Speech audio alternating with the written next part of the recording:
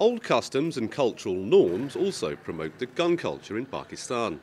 In the country's northwest and tribal areas bordering Afghanistan, where the strong and tough Pashtuns reside, carrying a gun or a Kalashnikov is a sign of honour and respect. A gun is also considered to be the jewel of a man in the country's northwest, thus the social necessity emerging as an intimidating component of provincial culture. Last few decades, especially after the jihad against the Soviets in Afghanistan, this whole region was weaponized. And in fact, the regions which are bordering Afghanistan and Pakistan, which are lived by Pashtun communities, show this tendency more. One of the centres of gun manufacturing is the town of Dara Adam Khail near the city of Peshawar, which was historically known for manufacturing the Lee-Enfield .303. However, the town now produces ordnance including the AK-47, the Mini Kalashnikov and handheld firearms including the James Bond pen gun. Dara Adam Khail is known for having so many production units to produce all kinds of armaments, ranging from Kalashnikov, Chinese-made, Russian-made, to even heavy armor. And obviously, since this entire region is lived by the Pashtun community who love to keep arms at home, and this region has seen conflicts and wars in the last many decades, so therefore it is but natural that indigenous armament industries, which are owned privately by Pashtun tribal lords, will spring up in this region.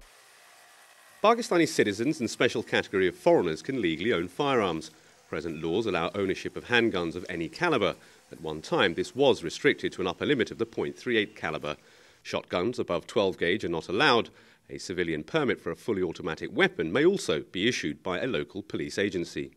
Prohibited war licenses should never be given because it is unauthorized.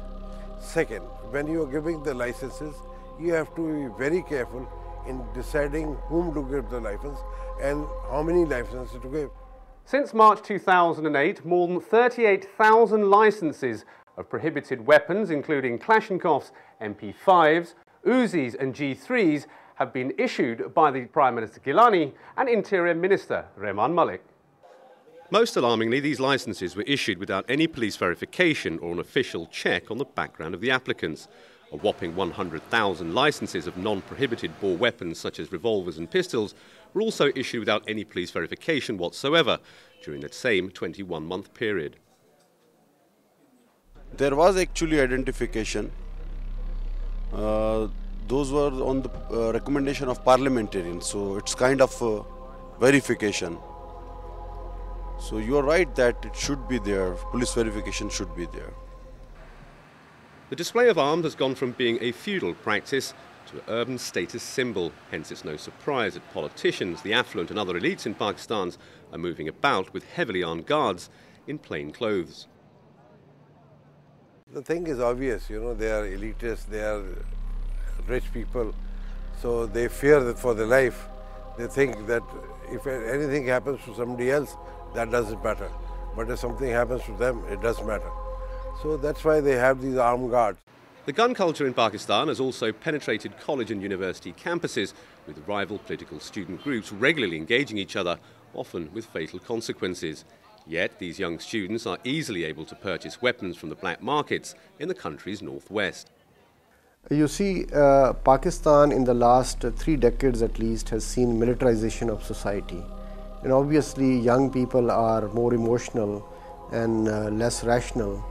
Students going to the universities, traditionally they were without arms, but from the 1980s we have seen increasing trend in students possessing arms and even resulting in armed conflicts among the students at the university level. The scourge of guns in Pakistan cannot be eliminated without public figures taking the lead. Maintaining personal security is one thing. Illegally displaying weapons to establish one's status in society is quite another. Adil Sabir, Press TV, Islamabad.